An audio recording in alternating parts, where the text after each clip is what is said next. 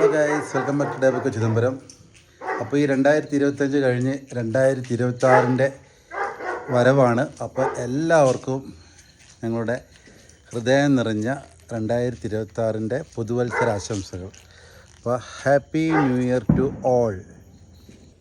രാത്രിയുടെ നിശബ്ദതയിൽ മുറ്റത്ത് പൂത്തുനിൽക്കുന്ന കടലാസ് പൂക്കളുടെ ബുഗൻവില്ലിയ മനോഹാരിത ഈ വീഡിയോയിൽ അതിമനോഹരമായി ദൃശ്യമാകുന്നു.